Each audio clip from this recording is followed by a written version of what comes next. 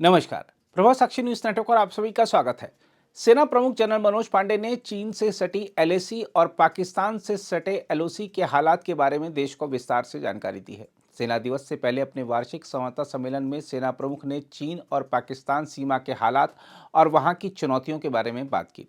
उन्होंने कहा कि पूर्वी लद्दाख में वास्तविक नियंत्रण रेखा यानी एलएसी पर स्थिति स्थिर लेकिन संवेदनशील है और भारतीय सैनिक किसी भी अकस्मात स्थिति से प्रभावी तरीके से निपटने के लिए अभियानगत तैयारियों को बहुत उच्च स्तर पर रखे हुए हैं। सेना दिवस से पहले संवाददाताओं को संबोधित करते हुए जनरल पांडे ने यह भी कहा कि भारत और चीन 2020 के मध्य से पूर्व की स्थिति में लौटने के लक्ष्य से सैन्य व राजनयिक स्तर की वार्ताएं जारी रखे हुए हैं। उन्होंने कहा, उत्तरी सीमा पर हालात स्थिर लेकिन संवेदनशील हैं। हम शेष मुद्दों का समाधान तलाशने के लिए स्थापित प्रोटोकॉल और प्रक्रियाओं के अनुसार सैन्य और राजनयिक दोनों स्तरों पर बातचीत जारी रखे हुए हैं।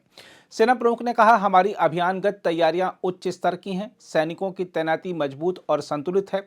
उन्होंने कहा कि उनकी सेना सभी इलाकों में पर्याप्त उपस्थिति बनाए हुए है ताकि यह किसी भी अकस्मात स्थिति से निपट सके।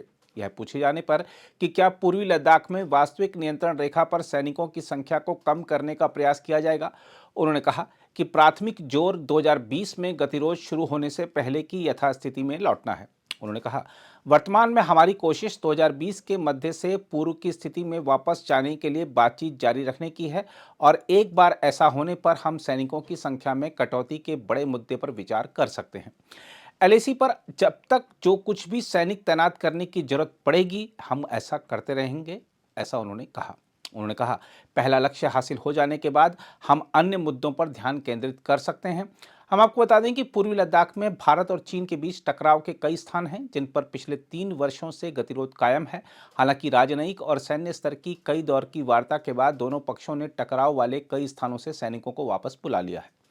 हम आपको याद दिला दें कि पैंगोंग झील क्षेत्र में हिंसक झड़प के बाद 5 मई 2020 को पूर्वी लद्दाख सीमा पर गतिरोध पैदा हो गया था।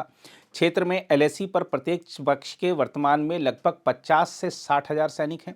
जम्मू कश्मीर के हालात पर जनरल पांडे ने कहा कि घुसपैठ की कोशिश की कई घटनाएं हुई हैं। इसके बावजूद नियंत्रण रेखा पर पाकिस्तान के साथ संघर्ष विराम कायम है।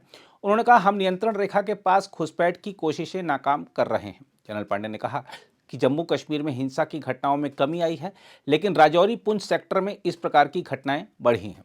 विभिन्न आतंकवादी संगठनों को पाकिस्तान का सहयोग मिलने का प्रत्यक्ष रूप से जिक्र करते हुए जनरल पांडे ने कहा कि सीमा पार आतंक फल फूल रहा है।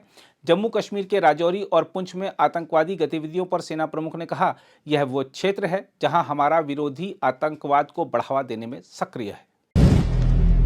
अगर आप भी लेना चाहते हैं देश दुनिया की तमाम जानकारी तो आज ही सब्सक्राइब करें हमारे चैनल को।